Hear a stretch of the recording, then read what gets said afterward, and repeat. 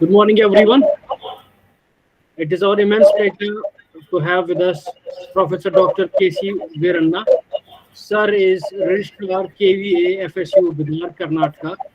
And today the topic chosen by our esteemed guest is Reorienting Extension Education, Teaching in the Changing Scenario. Sir, you are audible and also your presentation is visible. Please start, sir. Thank you. Good morning, everybody. I'm happy to be with you for an hour or so with you, especially the extension professionals and, of course, other professionals who are active participants of this program.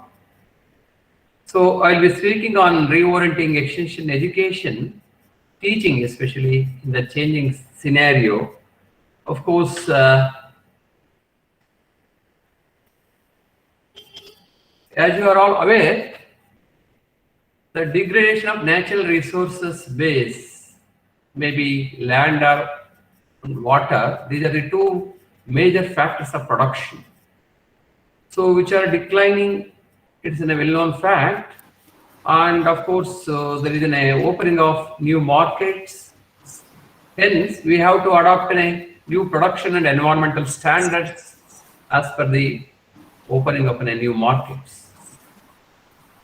Of course, there is an increasing demand for an enhanced income from the farming, for the active participation of the farmers in the value chains and, of course, in the entrepreneurship development.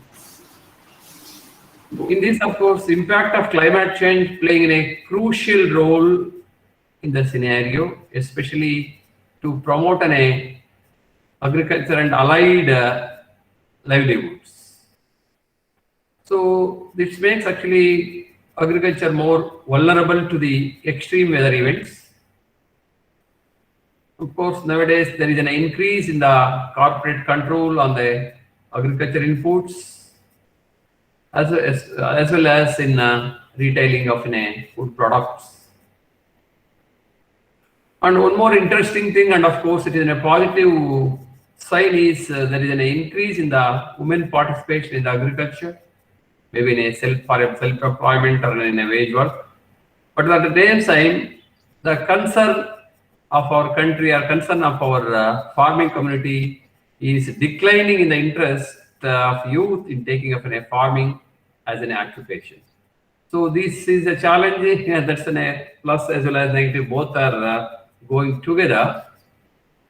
So coming to the situation of COVID-19 pandemic, where in which we have to address so many issues with respect to education, that is of course in agriculture and allied subjects.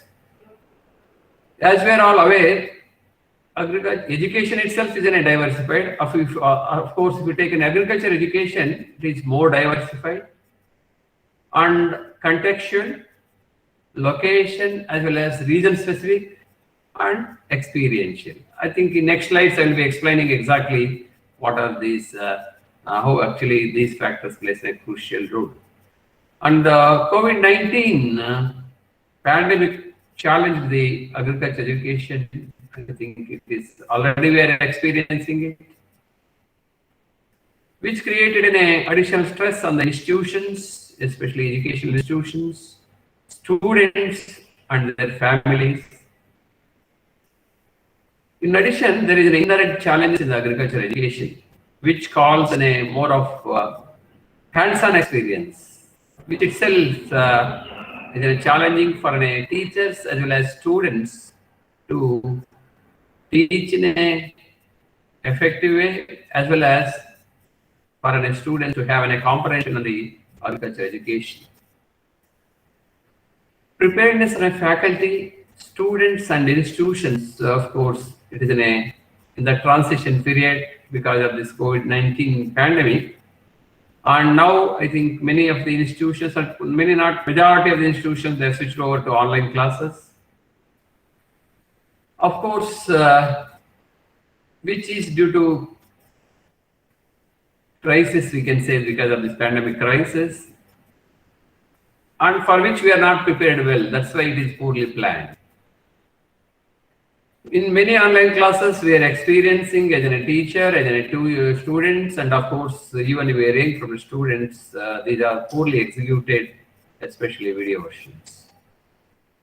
And of course, it created a lot of pressure on teachers to become a digital experts. As you all know, definitely teacher will be he is in a competent in his own subject or even how he is going to deliver his content to his students, but many times he may not be a digital expert. That is one more pressure on him to get into the digital aspects, especially to execute the online classes. So whether online classes are really effective for all subjects. So for example, if you take in a plant pathology or if you take even grass anatomy, so can we really do justice in these subjects to teach, especially in online mode? And of course, another point is affordability of students for the online classes. So apart from the internet facilities, affordability of students itself, of course, especially majority of our agriculture students, they're from a middle class or below middle class families. So which is also a factor to be considered in this particular situation. And for which how actually as a teacher, so we are equipped to address all these challenges. And in this situation, how exactly faculty research and learning is affected. Okay, these things I think we have to enlighten. And coming to an extension, just now I was telling extension is in a contextual, agriculture extension education is a contextual, in a contextual mode you have to learn. As we know, extension education, if you want to synthesize a definition, it is in a process through which we can bring in a desirable changes in the behavior of a learner. So this behavior may be with respect to a knowledge, skill, or an attitude.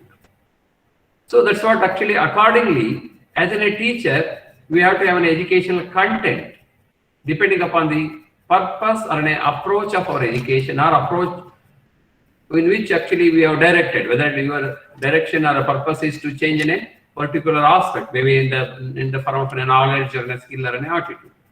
So this is most important fundamental principle of an extension. Of course, main objective of our extension is to assist the rural communities in gaining a livelihood, of course, to improve their living standards.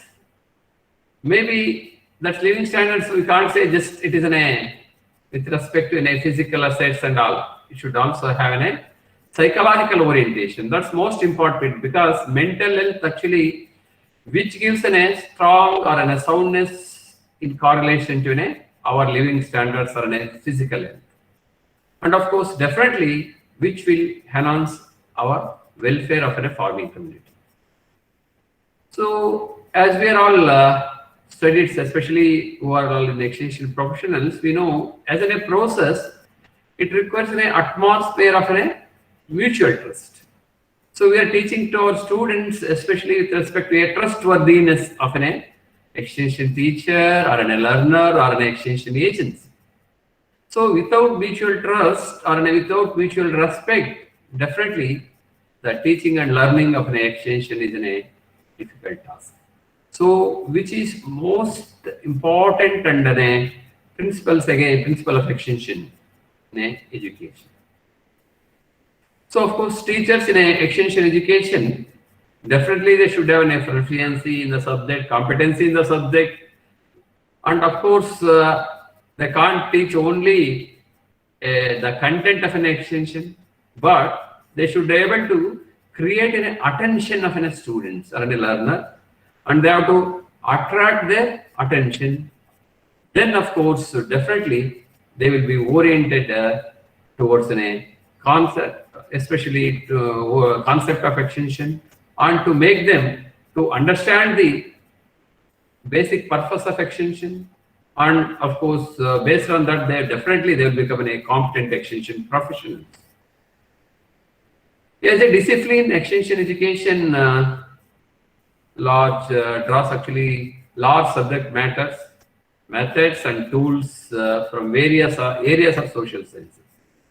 Especially if you talk about social science, social psychology is in a one discipline or a one subject which is highly essential for an extension professionals. Means we should have a thorough understanding of a social psychology, maybe in a farmer or maybe in an animal or maybe in a, of course, in a farming situation, in a farming system.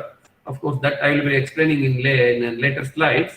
So for which it matters much.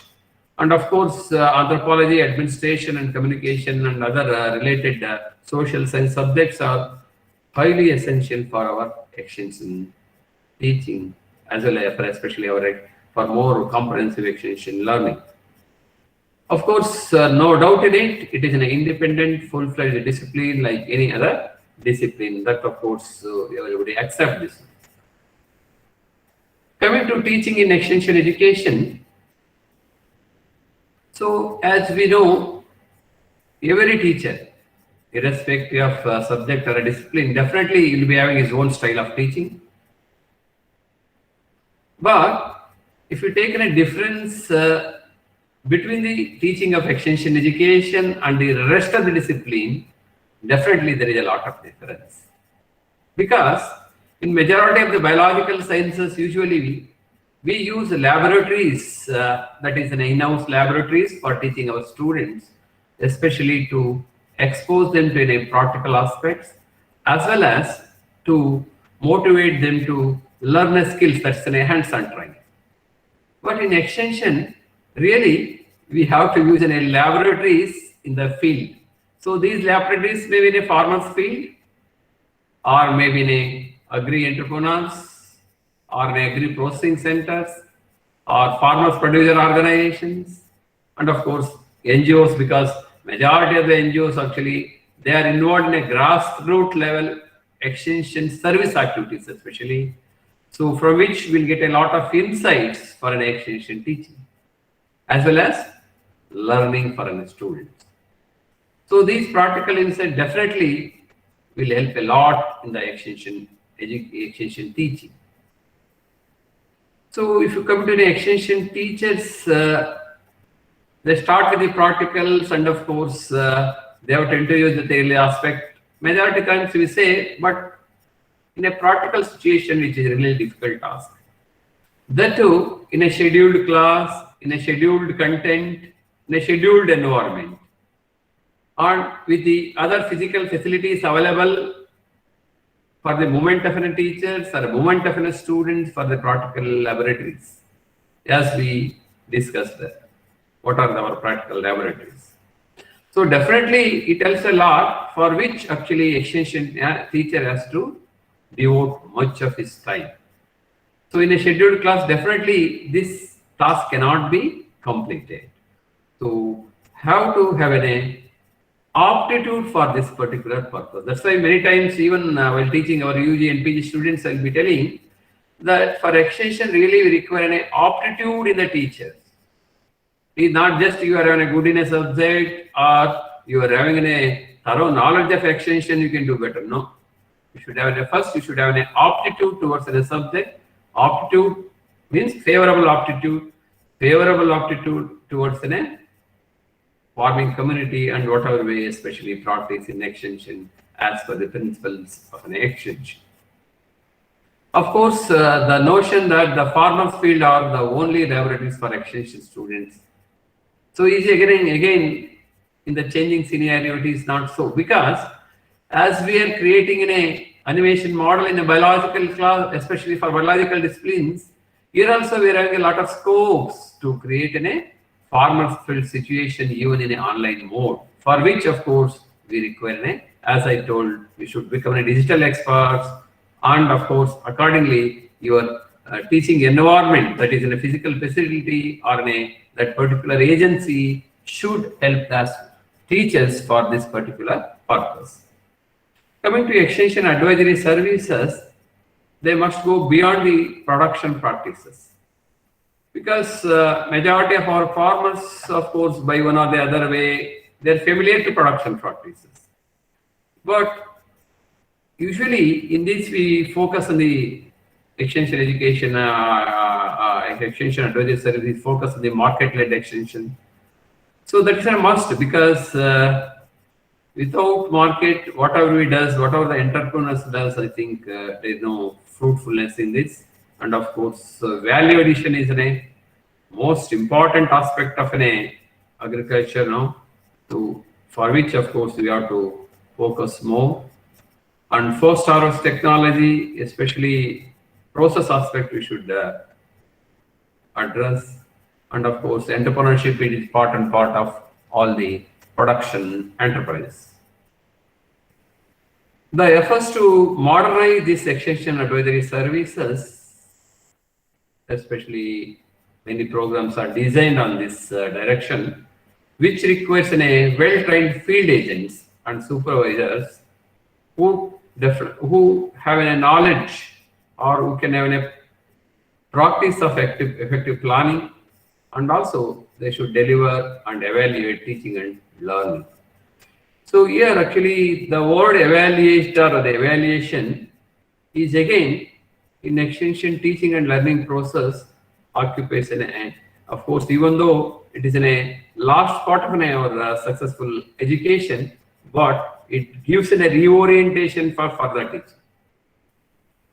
Extension advisory service also needs to play a brokering role that of course many times we taught, so which of course helps to promoting interactions and knowledge flows among the wide range of actors. So coming to challenges in extension education teaching. So as we are all discussed now, it's in a field-oriented profession. So definitely which differs from the other social science teaching in terms of content and methods. So for which if we are having a lack of adequate field orientation and poor teaching standards, which severely hamper the credibility of the extension education discipline. So that's what actually we are experiencing in many situations. Even especially, I think as a teacher, I have experienced in many, exposed to many institutions, and so many of our colleagues, we had an interactions wherein which, of course, many of our students are actually, they are not motivated to learn, not to further, especially to take up a higher education in the extension discipline. So for teaching of extension education subjects at the undergraduate level, it is, as I was told, many times it was disappointing. And of course, it caused some sort of a dislike among the students. So for which, of course, if you are having a field orientation, definitely you can give a case studies related to that particular context and content of the extension division. Case studies will definitely help to make our students to get an interest in the subject and get an attention and to develop a favorable attitude towards a subject. That's most important for any learning. Extension education subject, of course, should try to dispel the negative perception about the discipline by teaching in an interesting and exciting manner. That's what I explained. Of course, so year after year, many teachers they stick into some content, some mode of teaching with some examples. That's a problem. That's what I was mentioning. It is really, on the part of extension teachers, requires an innovative,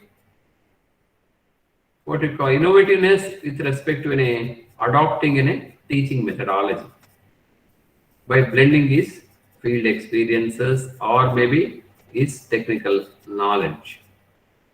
Then only I think we can come out from this particular issue. Of course, effective teaching involves progressively refining our content based on the reflection and feedback. So again, that is a plus point for an extension teachers, because Usually, we always take in a feedback as well as reflection of our teaching, and always will try to improve upon it. So this, of course, definitely helps to face our challenges in the teaching. And another important challenge is shortage of faculty. That's in majority of the teaching institutions, especially in the government institutions, the shortage of faculty is a major constraint.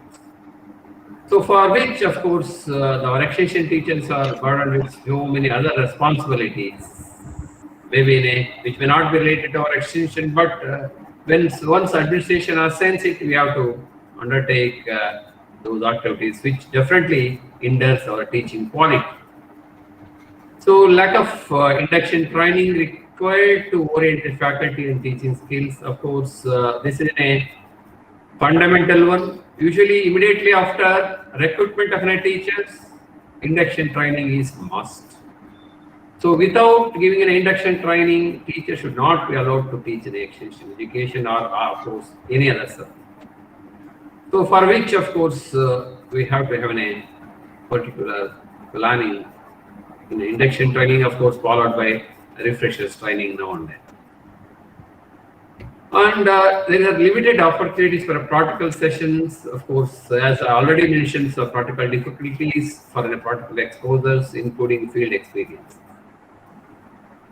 So another constraint usually our students are facing, that is a non-availability of standard textbooks on various subjects under extension education.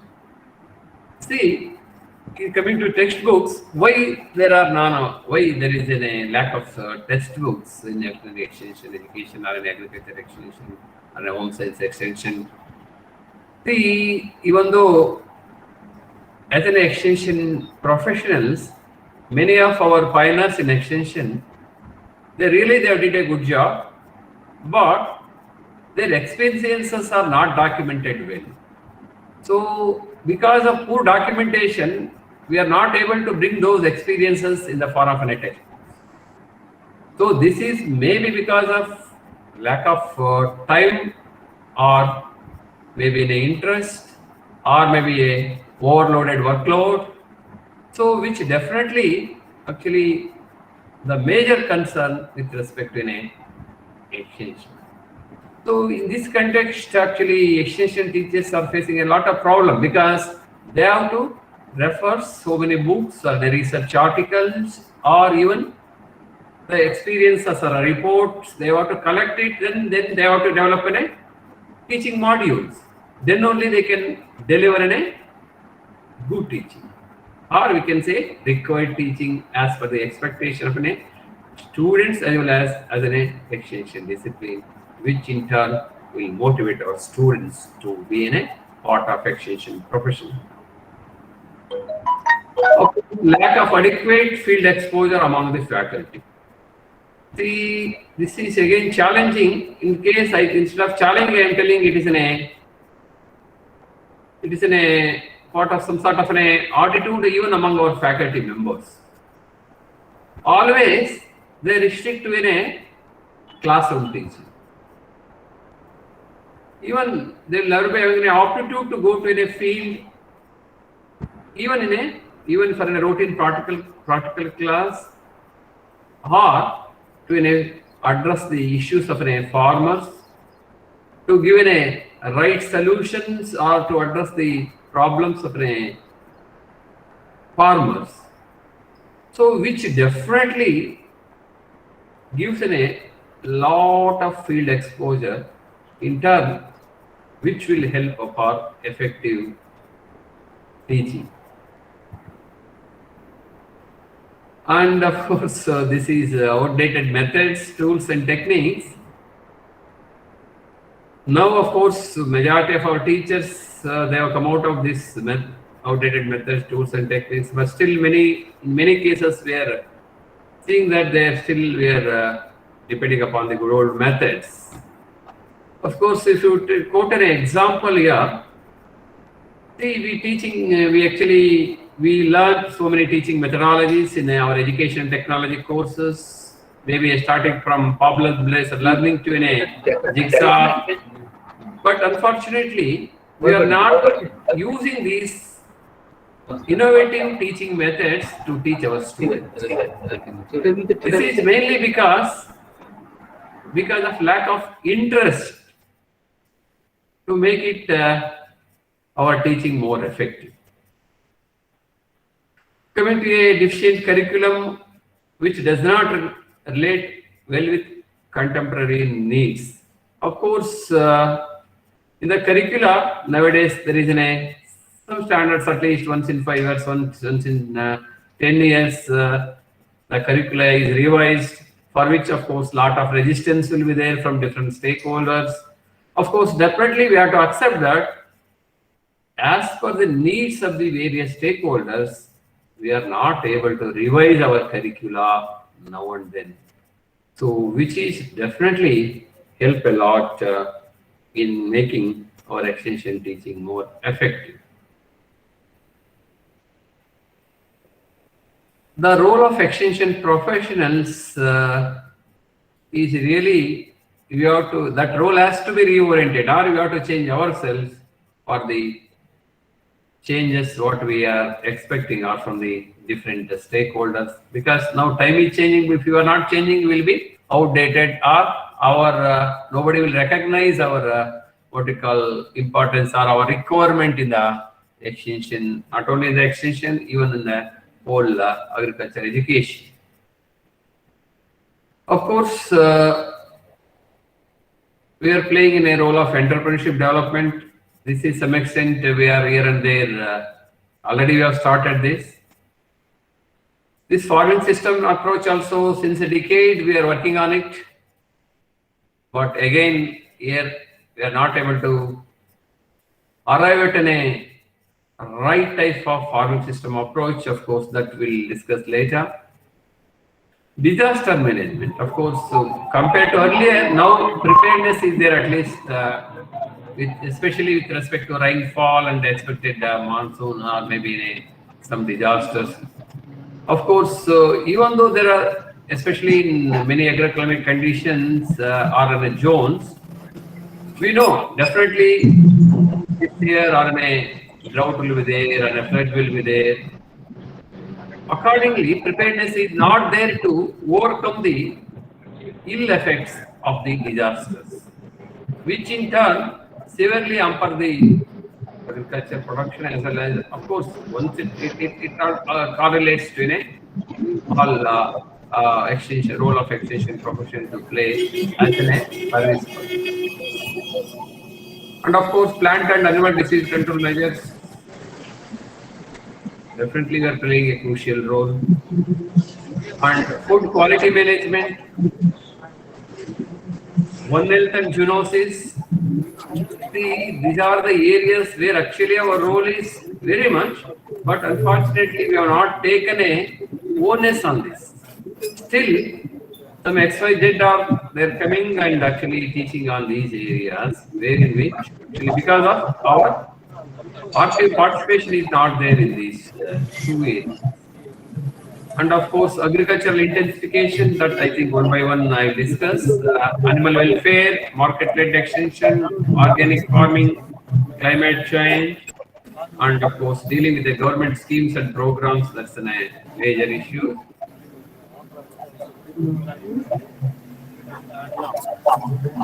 So coming to agricultural intensification, so if you want to define technically, this is an increase in the agriculture production per unit of inputs. Input may be in a labor, land, time, fertilizer, or seed, or feed, or cash. Of course, the greater intensity of an interaction, which creates an opportunities for spillover of an previously known pathogens into livestock or humans, and establishment of a new transmission cycle. So you can very well appreciate in this slide. So that's what I was mentioning, the farming systems approach. Of course, as I was told, different agroclimatic zones, policies, socio-cultural, and infrastructure, which is in a part and parcel of our farming system, and where in which then comes to a factors of production. The major factors: land, labor, capital, and of course water and energy, which are related to these factors. Of course, in addition to it, one man, of course, is actually farm household, where in which entrepreneur will be there. He has to articulate all these factors in the farming system. Of course. Then only he can able to, as an household, he can able to sustain his farming system, or at least he can able to sustain his livelihood. And of course, in which all the components are there, maybe in agriculture, sericulture, or in horticulture crops, agroforestry, fisheries, and livestock. See, I think many of us, we are having experience in introducing in a farming system approach at farmer's field. Maybe through an integrated farming system approach. For even Government of India and many state governments have made it in a policy to bring in farming system approach, for which, of course, in many successful stories and case studies also we have seen. So, as an extension professional, can we motivate our farmers, or can we educate our farmers to adopt this particular approach, farming system approach, to earn better as a fundamental principle of an extension? So obviously, can, as a farm household, he can sustain. So, which gives a comprehension for our extension teachers. And of course, it is with respect to some factors of global warming in agriculture education, as an agriculture as a whole. Of course, it is almost every one of us know this one, but even then, just I will be putting one or two points here so that we can have a comprehension on this particular aspect, especially with respect to biodiversity. Of course, we are talking much on biodiversity, and of course, we have to talk because it is a concern. But on the contrary, many of our schemes actually, again, they are not facilitating or they are not increasing the biodiversity. That's actually big question, because one way we are promoting, other way we are curtailing. That especially for which policy interventions are highly essential. And of course, this is not in our control, that increased frequency of weather extremes, as maybe disasters as we discussed earlier, maybe in floods or in droughts or storms. So for which, of course, definitely there is a loss of fertile coastal, especially in coastal area, fertility of soil, and of course, the rising of sea levels. These are all the effects. Already we are experiencing it, and more unproductible farming conditions in the tropical areas, and of course, dramatic changes in the distribution and quantities of fish and sea foods. And coming to, especially in the cooler area, of course, in the livestock sectors, there is an increase in the incidence of pest and vector-borne diseases or an infestation of pigs. So this will be more. So long-term fluctuation in the weather patterns could have an extreme impact on the agriculture production, of course, which further leads to a slashing crop yields and forcing farmers to adopt a new agricultural practices in response to altered conditions. That's what actually they have to, there is no other go. So consumers, of course, are asking for certified organic products. That's one area where in which now, of course, it is an emerging area. Majority of the consumers now, because why they're asking for a certified organic product, they're having a purchasing power, and they're having a quality consciousness, they're having a health consciousness, they're having a balanced food consciousness. So that's why there is a demand for it. Why there is a demand? Because there is a purchasing power. Why not only demand, definitely once the demand is there, automatically some entrepreneur will enter into that field and accordingly will produce the products. So you will supply. So that's what. So definitely demand and supply, I think even we learn in our economics, they're of course, even though they're directly related, so which can't say will not be survive, they will not be exit without one. Means they mutually they co-op. Extension curriculum, that's what I was mentioning earlier. It's a concern. Why? So mainly because while designing in a curriculum, even though many professionals are involved, agricultural means who are having a background of an extension who are involved in designing the curriculum, but the repetition or a duplication of the content is not taken care at UG, PG and PhD level. And of course, still we are seeing in some of the subjects where in which several topics are outdated. And other way is we are not having any topics which are really required for this changing world. So in this direction, I think, especially at the policy level, means policy means again, we only, our extension professionals will be there, pioneers will be there, our extension most experienced extension professionals are there. They have to sit together and they have to design a curricula so that which can address or which can meet the need of today's world or need of the, if we take on one side, especially need of in a society, need of in a consumer, need of in a production system, that is in a farming community. So for which actually, of course, it has to be addressed. And in many cases, we are actually getting a blame, especially from the industry side. So usually when designing a curricula, we never include the actually the expectation of the industry from our graduates. So that's why many times we are actually nowadays even we are making an institutional and industrial linkages for this particular purpose at institutional level, so that what may be the expectation of the industries of an agriculture and allied industries, so that our students can train in that direction and they will be definitely addressing the problems of the industry. So to address these issues, definitely it requires an adequate space, and of course credit hours and more relevant content is required. Definitely we have to work out on it. Apart from the quality of content, it needs to address the issues of having an appropriate instructional methodology.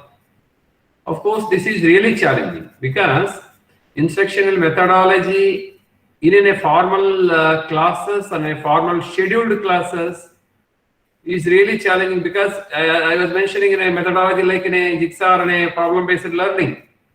Really, can we use this methodology while teaching in our extension students? So whether we are having a such type of scope for or any facilities to address these issues.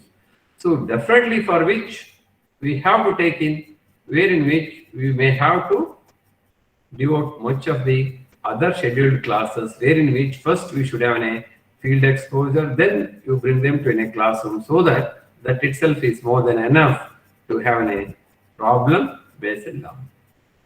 So which leads to a desired, definitely desired learning outcomes. And curriculum revision goes hand in hand with of course, the resistance, as I was mentioning, resistance will be there against the change and advocating current practices. Of course, at least depending upon the contribution given by the content, matter, and domains. And reform extension curricula with valuable input from the faculty, students, because the input from students is really helps a lot. So because their inputs will help us to relook into our curricula, where in which because they ultimately they are our stakeholders, their main stakeholders. Again, in turn, they have to deliver the goods to farming community. That's why their inputs are most important. So, of course, the field professional inputs, which will help definitely to reform our extension curriculum. And of course, there is a need to enhance the knowledge, skill, and core competencies to meet the changing job market for extension professionals. So, on this again, we should have a proper curricula to address this particular need. New insights from communication, innovation, and developmental studies. So even if you look back, our research studies are on date. If you see our communication, innovation, and developmental studies, even our maybe our research projects or even student research, if you take, we are not focusing on the field problems, especially to address these issues. So if you compare innovation, of course, hardly we focus or we given a thrust for a farmer's innovation. In majority of the cases, what are the innovations we are coming across either in agriculture or in animal husbandry or other sectors, where actually really the farmers, they did some innovations, but unfortunately the process documentation is very poor. Again, with that innovation, we'll going back, we'll be conducting a research in our own institutions just to standardize the procedure. So that's what there in which actually emphasis has to be focused. Just of course, we are all aware some of the courses prescribed for MSc Agri Extension as per ICR, Indian Council of Agriculture Research.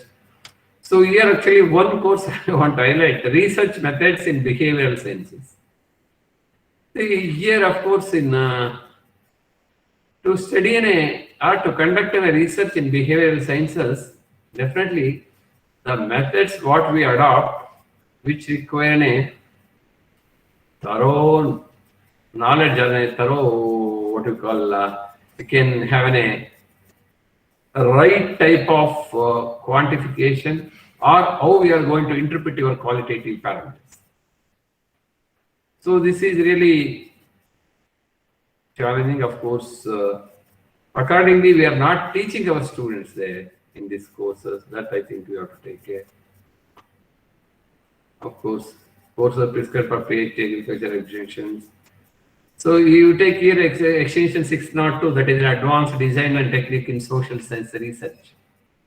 So even on our PhD, if you ask your PhD students, can you get in a few problems for your research? So even though he was exposed to a research at master's level, but here also he trembles even to pick up few titles for his PhD research. What is the reason for this? Means we have actually not trained our students to identify the problems first. So if he is able to identify the problems, then definitely it will be very easy to design the research, or what, of course, depending upon the availability or depending upon the database, usually we can say which technique has to be used to address that particular problem. Okay, of course, so many other courses which were already there. In veterinary animal extension for master's level, these are some of the courses. Of course, content of the course, really it is in a well designed, and we have taken a lot of care while designing these courses, especially curricula and subjects. So even while advocating for an ICR for introducing these courses, we have done a lot of exercise through Indian Veterinary Extension Forum. We organized many workshops of the veterinary extension faculties, wherein which we have come out with the various opinions for which then we have prioritized. Accordingly, we have designed this course, and finally we have submitted this to an ICR. So on this regard, I think really should be grateful to our Indian Veterinary Extension Forum for doing this exercise and designing a really good courses for our veterinary extension students. So nearly for both PG as well as PhD students. And of course, new extensionist learning kit modules in this, for example, introduction to the new extensionist, extension approaches and methods, extension program management. Of course, in program planning and management, really it requires a lot of insight. So professional ethics in extension research and should be addressed very well. Adult education for behavioral change, of course, knowledge management for rural advisory services, facilitation for development, community mobilization, farmer organization development, value chain extension in agriculture entrepreneurship, gender in extension and advisory services, of course, already you are aware of it, risk mitigation and adoption in extension. See, this is especially for this, we are not having a right tool for risk mitigation and adoption extension, adaptation in extension. So that's why even our professionals, they're not ready to take even a small risk as to become an entrepreneur. Even they're not ready to take a calculated risk. You leave about the other risks, which of course many of the entrepreneurs which they are bound to take. Then evaluation of extension programs, of course, that's an issue we are addressing it. Policy advocacy for RAS, of course, that's also policy level we are doing it. So top priority with respect to capacity development areas at the individual level in India.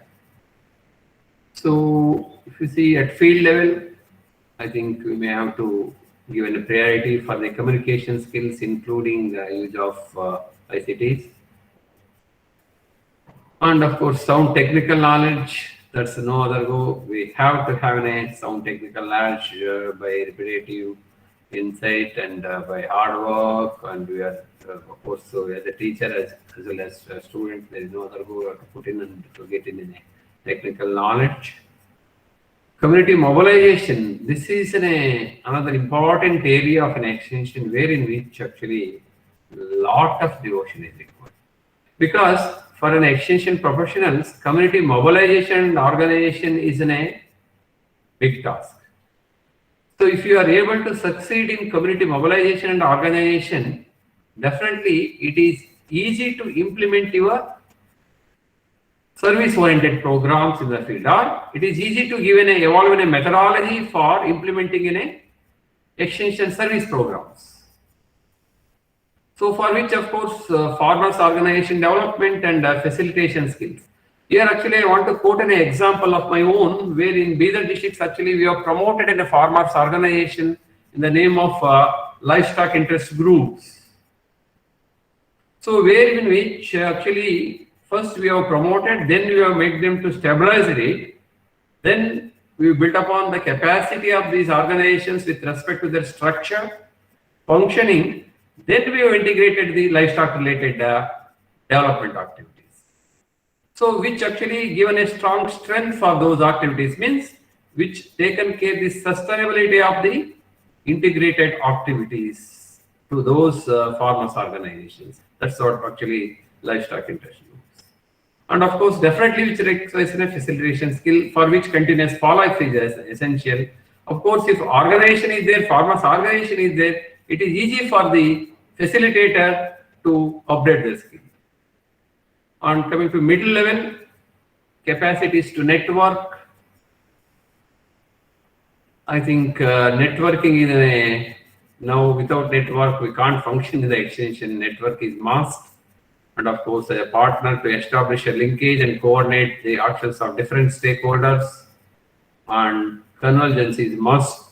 Then again to avoid duplication and as well as to pull down the various services or various resources from different agencies or from different stakeholders.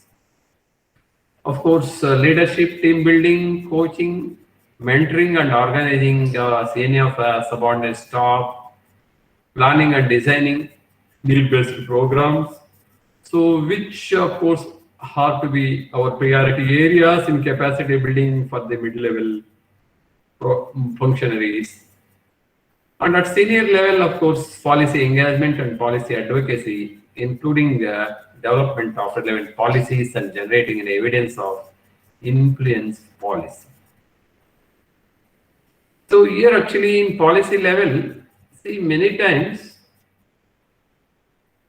with the experience of the field level, then at middle level, especially mid-level functionaries, based on the research and experience and of course their continuous efforts and follow-up, they give some recommendations to in a serial level, especially to bring in a policy interventions. Somehow, there is a lack of coordination between these two, and policy interventions are not, as per recommendations, they are not going on. That's the concern for extension professionals.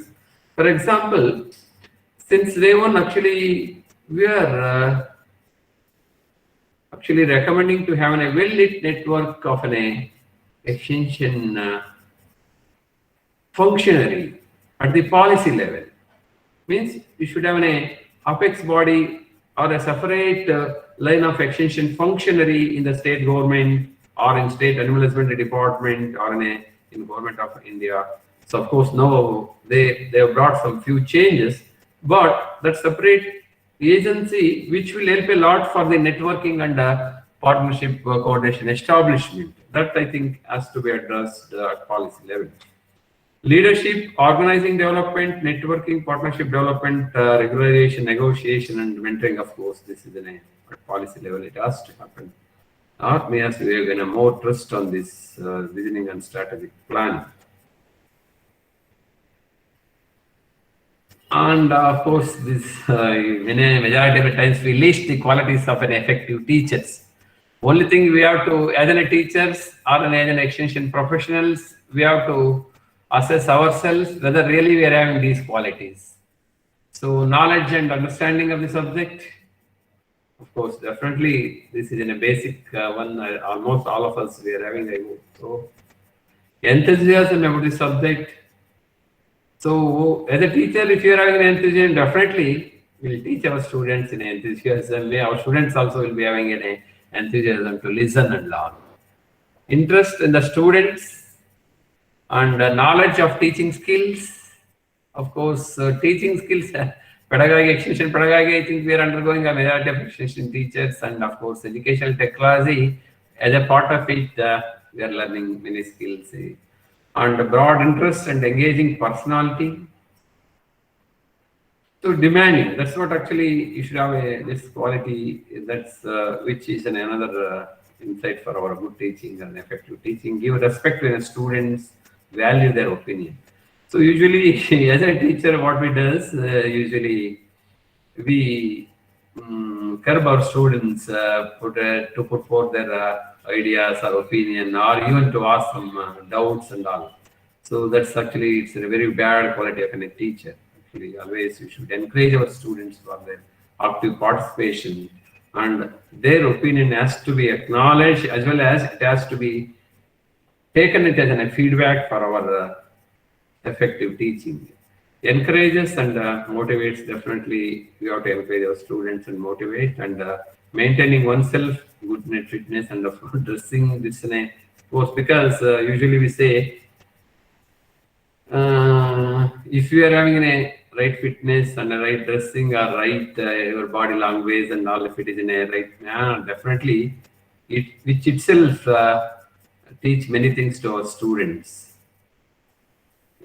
And of course, entertaining by giving an interesting examples from day-to-day life in between, especially this example should be in a should be relevant to our content of the subject. That's most important.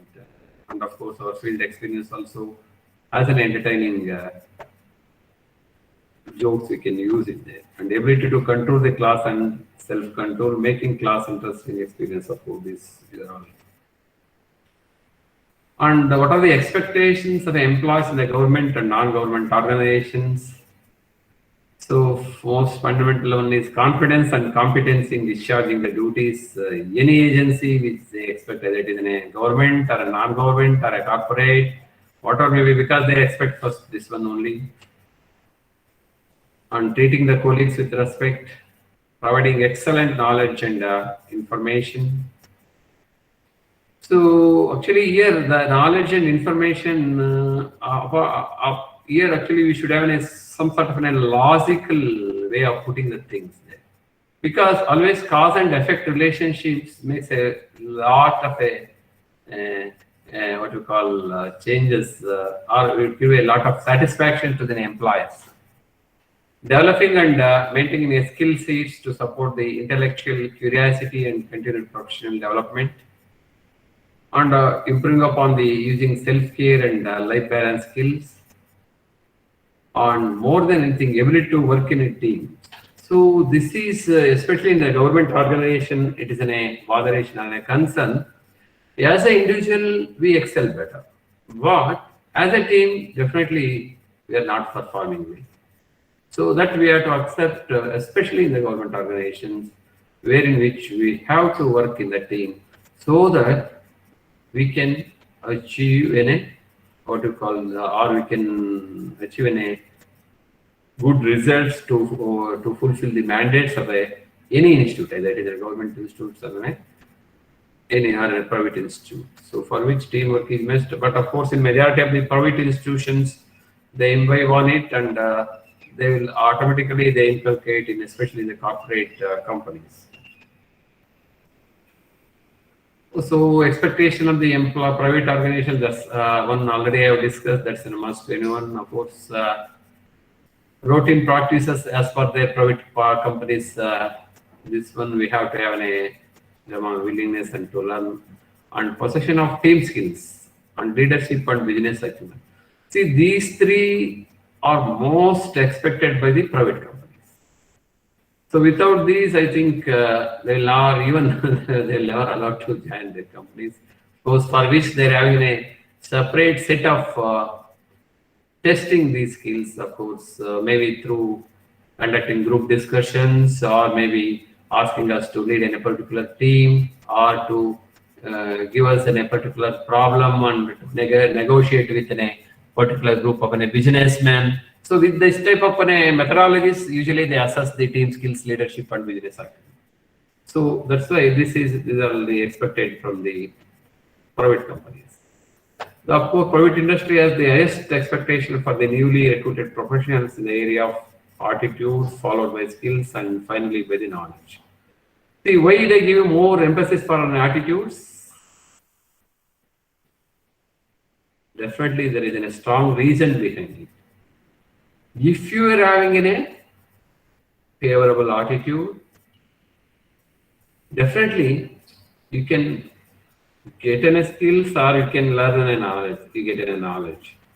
First, you should have an attitude, positive attitude, and a favorable attitude. Other things will move automatically, of course. With your basic knowledge, you can update any knowledge within no time by putting our hard work in that context. The private industry expects newcomers to have at least a basic knowledge of the organization and process within the organization, of course, with respect to their company and products, solutions, services, including the competitors in that particular area, as well as consumer behavior in the market. And of course, in continuation to this, growing changes in the corporate due to client influence, because ultimately he is the judge. Client is a judge. Without his influence, no one can sustain, because he is the man who can, because he is demanding it. So we request so and so accordingly, either it is a corporate company or a private company, it has to deliver. So this change refers to the shifting or translating in individuals or in a teams and organization from current state to a desired future state. Of course, it is an organizational process aimed at empowering employees to accept and embrace changes in their current business environment. And in this direction, many organizations must change and evolve and stay ahead of the competition and keep up with the technological advances. That's otherwise they can't survive in that particular business. Most of the organizations implement these types of changes to meet profitability or service goals, while many external factors impact organizational change. planned and unplanned internal organizational changes are also a major part of the process of change. So these are the four main types of organizational changes that could affect an organization as well as the role of the personnel within it. So accordingly, I think we have to tune for the change. So structural changes in this, of course, typically which impact how an organization in turn from the tradition to top-down hierarchy.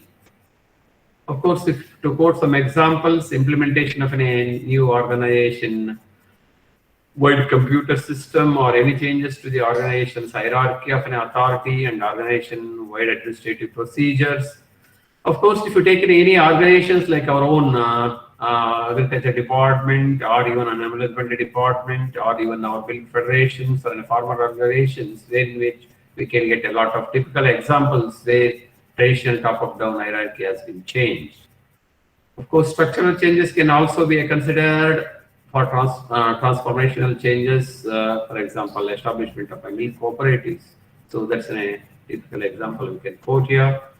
Strategic changes, of course, with respect to strategy, organization must drastically adopt an external factors.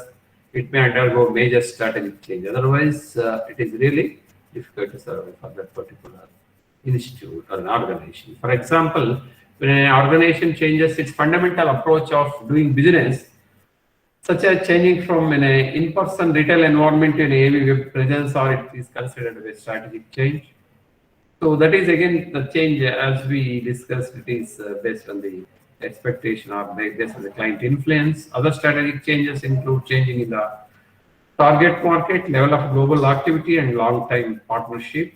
Of course, best example for this, an integrated poultry farming or a contract poultry farming in the livestock sector. Of course, changes with respect to people is in a large scale or an incremental. Large scale people changes include replacing the top executives with the new employees in order to change the company culture. Of course, in small scale or an incremental people changes may include just sending in a managemental person to team building workshops and classes. People changes may also planned or unplanned, and they can impact the overall employee attitudes, behaviors, and performance.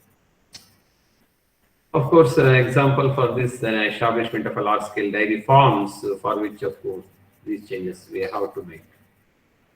And process changes, this is especially this attempt is to improve overall work efficiency and productivity, which may include implementing technology changes, or such as robotics in the manufacturing or requiring sales teams to begin documenting and reporting activities in a new way.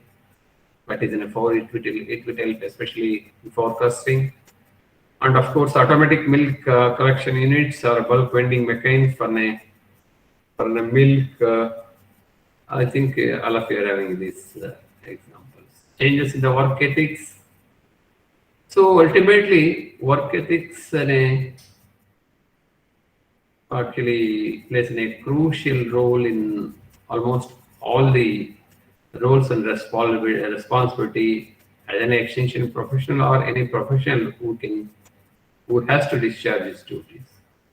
So of course, work ethics can be described as a set of values which involves the right attitude, correct behavior, respect for others, and effective communication. So this, of course, definitely which plays as I mentioned, it's a very heart of this particular process. Essentially, work ethics which regulate that an employee would know in different situations in office. It involves morality and other values. Workers exhibiting good work ethics are considered eligible for better positions and more responsibilities. I think already we have experienced it. Many of our professions, they proved it, of course, especially extension professionals. So definitely compared to other professionals, they're having a work ethics, maybe because their exposures to various social science subjects and of course various life science subjects, and maybe their approach with the different stakeholders, more specifically rural households. Good work ethics. Just I will tell what are the good ethics. Of course, everybody aware of it. Honesty. Of course, it is a psychology proven that if a person does not follow any good work ethics, his or her concessions will be disturbed. Though dependability, of course, reliable as well as it is necessary. So then come to efficiency. It is a vital, of course, for one's own growth as well as the betterment of the organization. It is very easy to spot inefficient employees who waste a lot of time and resources. That's very easy to look at that. And of positive work habits, you have to implement a good working habits that will impress the people one is working with and one's superiors. Initiativeness, of course, this is again one of the fundamental quality of an entrepreneur or a teacher. It is vital to take an initiativeness on one's part. Of course, humanity, humbleness, and modesty are necessary elements of this. Of course, positive attitude, as I already explained. Teamwork, the employee always remembers that he or she is a part of that team, no matter what role he or she plays in it. So that's a major thing. Of course, we as an extension professionals, we are of course used to it. Do what is not only good for you but also beneficial for the team as a whole, for which of course we are using many examples and explaining our students like good stories and all. Of course, these are some of the skills required by an extension professionals to meet the challenges what we have discussed. So detailed subject knowledge, skills for making quick decisions. So this is most important decision making because if you want to give any solutions for a problem in a farmer, decision making is most important because decision making depends upon many other factors. If you are already exposed to those factors, differently you can arrive at a particular solution to the problem on a farmer.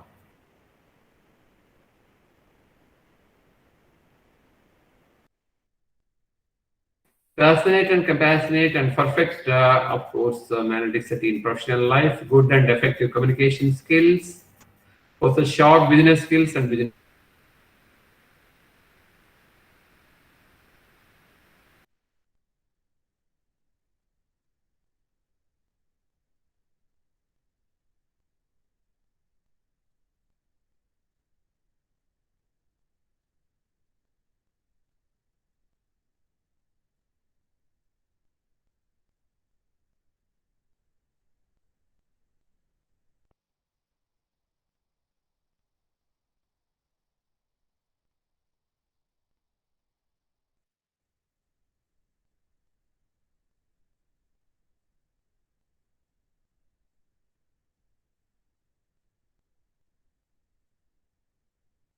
Hello, is our resource person audible? I don't think he's audible. Let me call him. I think he got disconnected. Hello, sir. You there?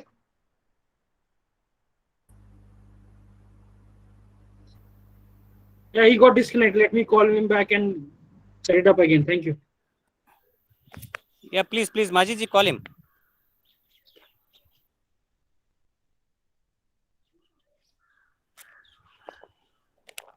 Yeah, Majidji, can you hear me? Yes, sir. Yes, sir. Audible. Trying him. Just a second. Please.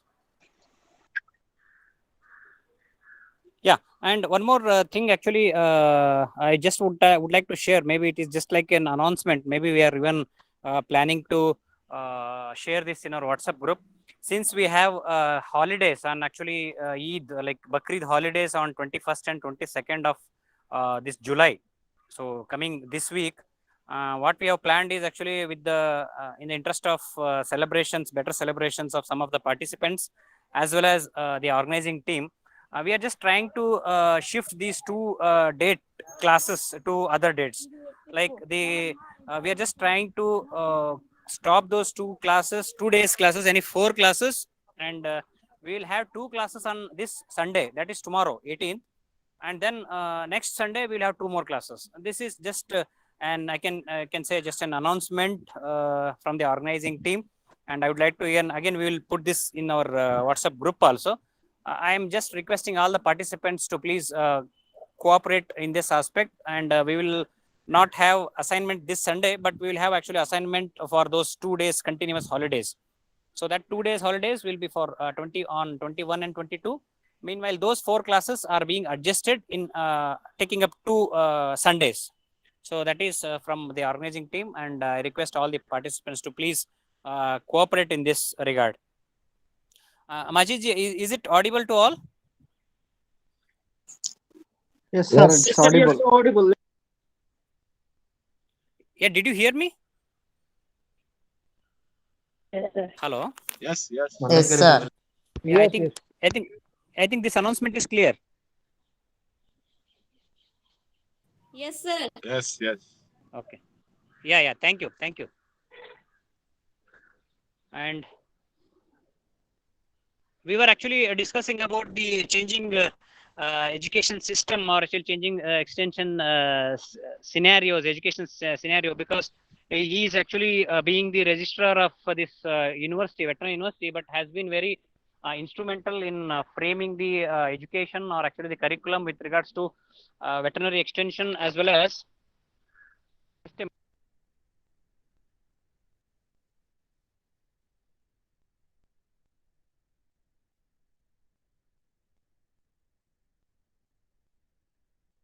The number you have dialed is Sir, he's busy right now.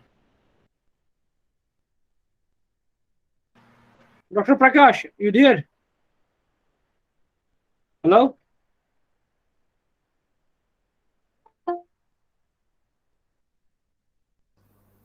I think that Prakash sir also left, sir.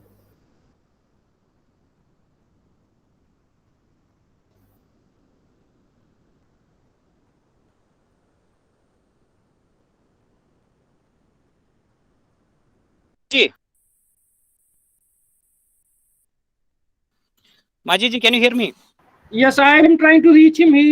I'm getting a busy tone. Basically, he's on some other call. I don't know. Can you reach him on your phone and ask him to join again? Hello. Yes, sir. Yeah, Majid ji, can you hear me? Yeah, Yes, I I spoke can to hear him you just now. fine. He's Okay. yeah. I spoke to him just now. He's joining back again. Okay. So meanwhile, I was just doing that announcement regarding those 2 days classes adjustments with other Sundays, and actually, like I was just discussing about, because he has been he's presently the registrar of the university, but he has been very instrumental in framing the curriculum with regards to even the veterinary extension, as well as some inputs he has also given for agriculture extension curriculum. And that is the thing, because actually we always talk about many aspects which needs to be taken up very seriously, maybe because even with regards to entrepreneurship development, or even with regards to the field exposures as well as the extension activities, and how best actually we can engage our students, because many times the students do not feel comfortable in joining the PG or PhD programs and extension, but end of the day actually what we need is field level activities, because whenever any activities or any university has got its own good name, it is all just because of both research as well as extension activities. In fact, extension activities are what we do at the field level in consultation with the farmers, and how best we can do. But again, the major problem is how do we try to link up our basically link up our students, because students also need to be well versed with the curriculum what we have taught them, and how best they are going to use it in the field level. So that is from he has the resource person has joined back again, and sir, please unmute it, sir. Sir, please unmute it, sir. Yeah. Yeah, please continue, sir. Please share the PPT, sir. Please present now and choose entire screen.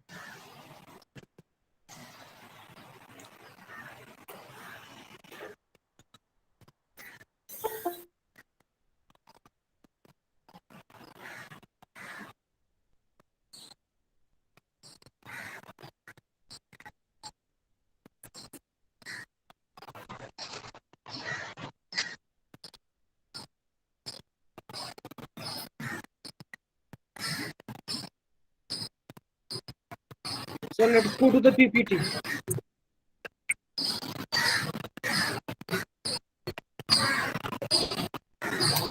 Participants, please let us know which slide the sir was on.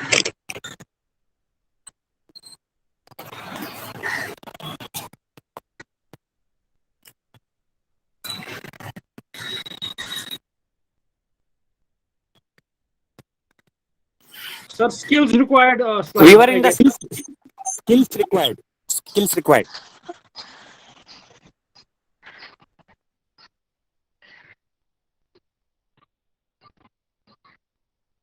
Yes, please, sir.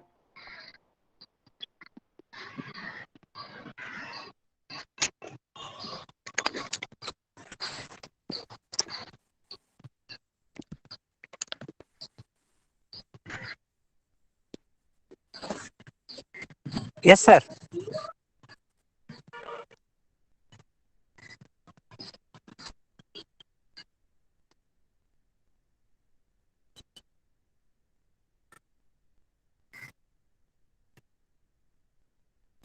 Sir, can you hear, sir?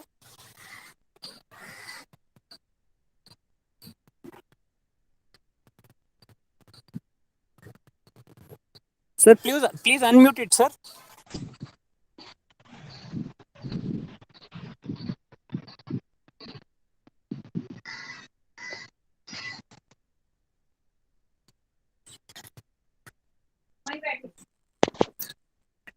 Sir, you would have to go Sir, to please unmute, sir.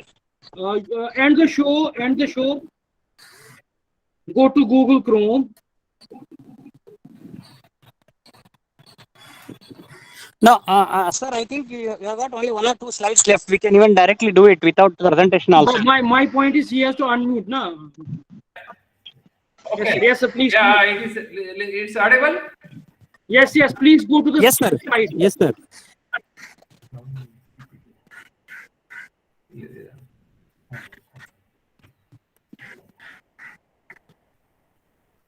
Okay, is it audible now? Hello? Yes. Yeah, Please continue. sorry for the interruption. Course skill requests but an extension professionals to meet the challenges. So on which of course detailed subject knowledge on this it's must, of course skills for making a quick decision. This is what I was explaining, because on the part of extension professionals, decision making is most important, because whenever a farmer approaches an extension professionals for the solutions of his problems, we have to give a right solution at right time in a quick way, so that he can get a solution and of course he can fulfill his demand. And balancing the work life with a personal life, of course, that's already we are articulating it. Physical and mental healthness, passionate and compassionate, perfect manual activity and professional life, of course, good and effective communication skills, possess sharp business skills and business acumen, customer service skills and maintain a stakeholder satisfaction, dedication to profession, possess patience, transparency and empathy, effective time management skills, of course, this was again, I was stressing upon it, many times we fail to do so, intellectual for skills with respect to a conceptual, integrative and quantitative, behavioral and social attributes. So to conclude, time to move forward from the conventional approach of technology transfer or in a training or in a general management of a crop or a livestock. Of course, this is in a traditional extension, what usually we used to practice, that has to be changed. Or there is an urgent need to develop a reliable, location-specific, participatory, gender-sensitive and inexpensive extension methods and materials.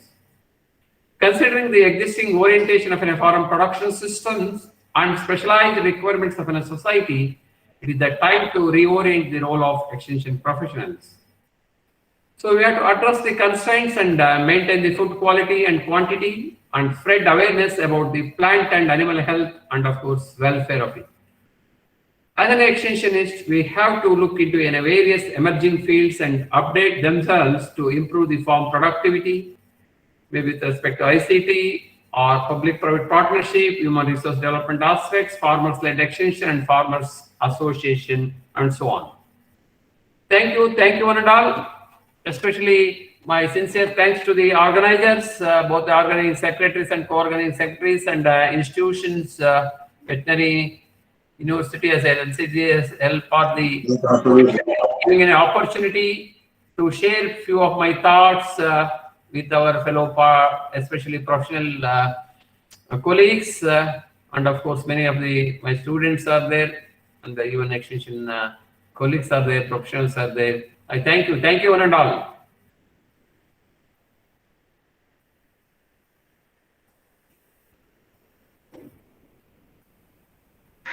Thank you, sir. Sir, you can stop presenting, sir. Thank you. If there are any questions, Sir, you can stop presenting, sir. Yeah. Yeah, if there are any questions from the participants, we'll take a quick 1 or 2 questions.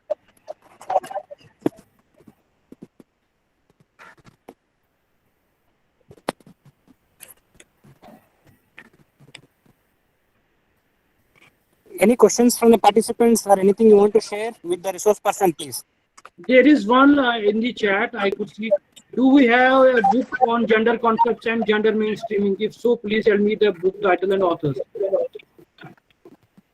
Hello. Yeah, there is a question in the chat itself. Okay.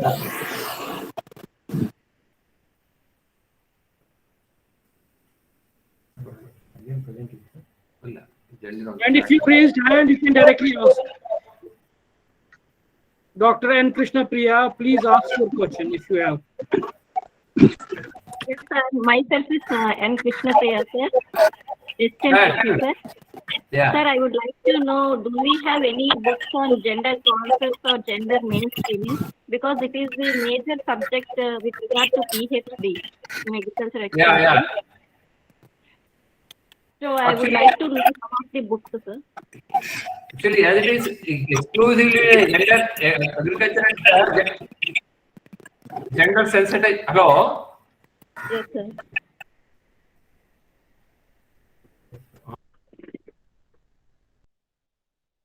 So I could not hear, sir.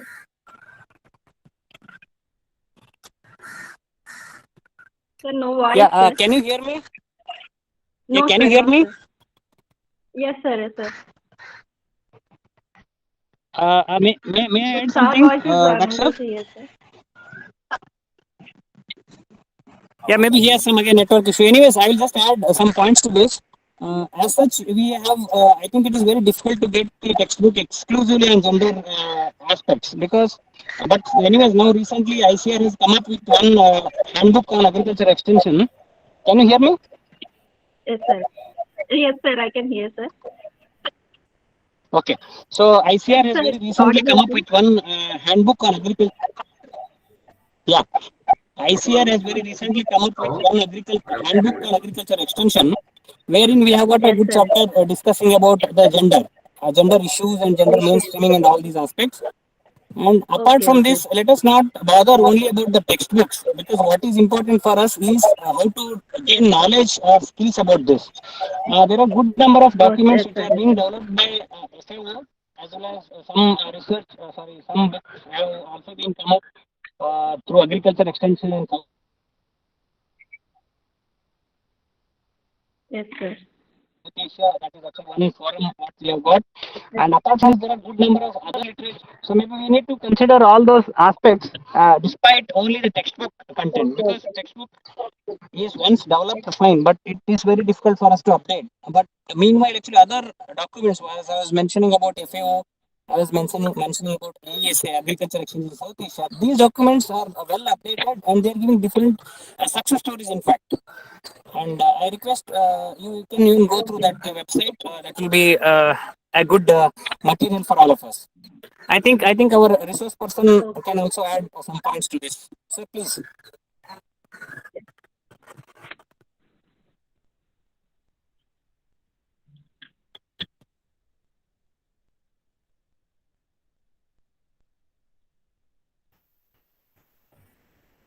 Hello. Is it audible? Yes, sir. Hello. Yes, sir. It is audible, sir. Madam, just I think Dr. Prakash Kumar Rathore and he has explained with respect, you want reference books for gender and agriculture and gender sensitization, no? Yes, sir. Yes, sir.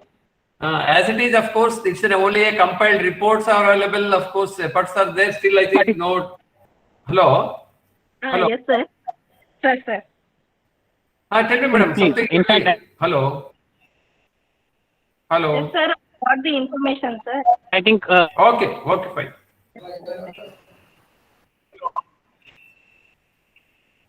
He is having some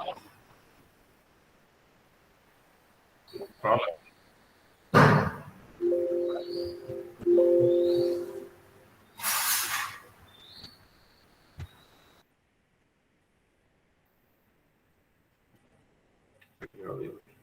Hello.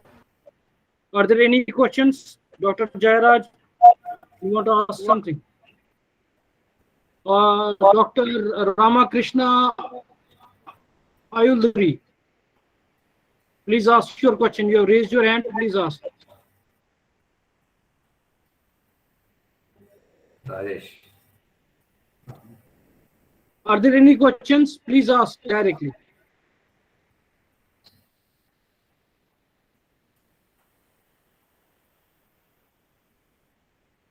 There was a question regarding the book.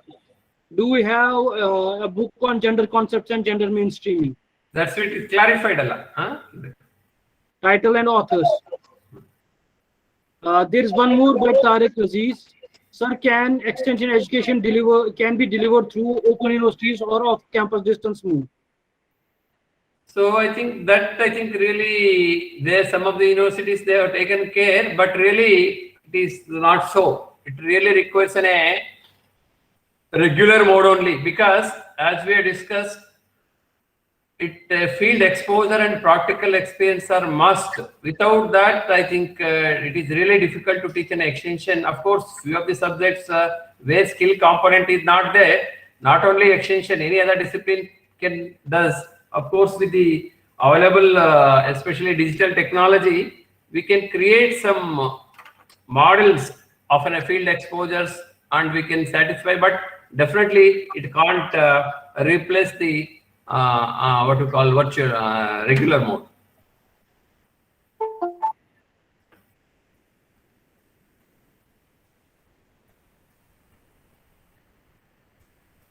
Hello, there is one more, sir. How to take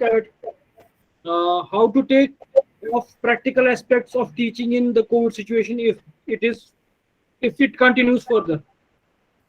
So if we continue, it continues further, definitely we have to create what we call education modules, which of course bring in all the factors or all the learning situation, which can be at least to bring in a similarity to in a field situation. For about definitely with maybe we have to go for the animation modules.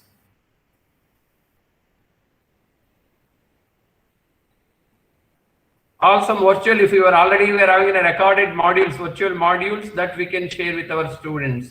Of course, especially during our earlier particular class, majority of our video clippings are there, which we can be well utilized at this junction, especially to expose our students to a field exposure.